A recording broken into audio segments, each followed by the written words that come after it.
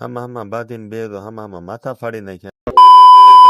તો જય હિન્દ દોસ્તો, ફરીથી સ્વાગત છે તમારું અસલાના નવા મિની વ્લોગમાં. તો નાઈ જોઈને આવી ગયા સીધા આપણે દુકાને કરી દીધું આપણે કામ ચાલુ. ને હા મિત્રો, તમારો ઘણો પ્યાર અને સપોર્ટ છે બધા વિડીયોમાં, તો બસ આમ જ પ્યાર અને સપોર્ટ કરતા રહેજો. એટલામાં જ આવી ગયા હતા ભાઈ જેને બેક લેમિનેશન કરવાનું હતું તે ચારના ગોતતા તો કોઈ વાત એને મગજમાં નતું બેસતું. તો अबे जल्दी बोल, कल सुबह पनवेल निकलना है. પછી આપણે બેહાડી દીધું. માંડ આ લેમિનેશન મગજમાં બેઠું. પછી તો આપણું મશીન ડ્રીમમાં આવીને મંડાણું છે લેમિનેશન કટિંગ કરવા માટે જોરદાર. અને પછી ફાઇનલ લુક લેમિનેશન નો કઈક આવો હતો જે આવું મસ્ત દેખાતું હતું. જરાક કમેન્ટ કરજો કેવું લાગ્યું લેમિનેશન. પછી આપી દીધું ભાઈ મોબાઈલ હાથમાં. એ ભાઈ જોઈને રાજી થઈ ગયા ને પૈસા દઈને હાલતા થઈ ગયા. પછી આવી ગયો ફોન હાથમાં જેને રિપેરિંગ કરવાનો હતો કે ચાલુમાં બંધ થઈ જતો. પછી આપણે ખોલીને ચાલુ કરીને રિપેર કરી નાખ્યું. કોને ખબર શું હતું કે આ ત્રણે મોબાઈલ એક જ ફોલ્ટમાં આવ્યા હતા, ચાલુમાં બંધ થઈ જતા હતા. ત્રણે આપણે કમ્પ્લીટ રિપેર કરીને ફિટ કરી દીધા.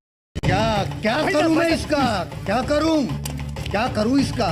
એટલામાં જ આવી ગયા પવનભાઈ. તેની પાસેથી આપણે માલ લેવાનો હતો, તેને આપણને દીધી તો માલ. એટલામાં જ આવી ગયો આઈફોન જે એક જગ્યા પર સ્ટોક થઈ ગયો હતો. તો પછી એને આઈફોન આપણે ફ્લેશિંગ કરી નાખ્યું. ફ્લેશિંગ કરીને એને કમ્પ્લીટ ચાલુ કરી નાખ્યું.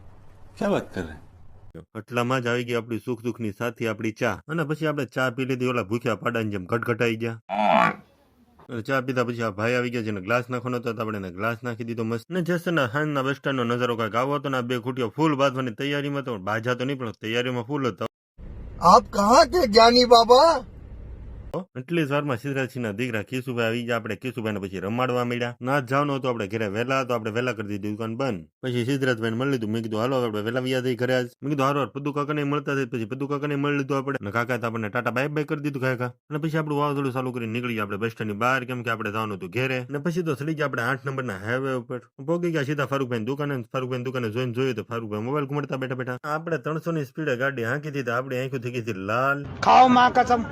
હા ભાઈ ના મસરી પડી હતી એલા ભાઈ. તો ફાઇનલી દિવસે થઈ ગયો તો પૂરો. તો કાલે મળીએ નવી મોજ મસ્તી સાથે, નવા બ્લોગ સાથે. ત્યાં સુધી લાઈક શેર કમેન્ટ ને ફોલો કરતા જજો અને તમારા ભાઈને સપોર્ટ કરજો. અને હા, આપણી યુટ્યુબ ચેનલને સબસ્ક્રાઇબ કરવાનું ભૂલતા નહીં. ત્યાં સુધી બાય બાય.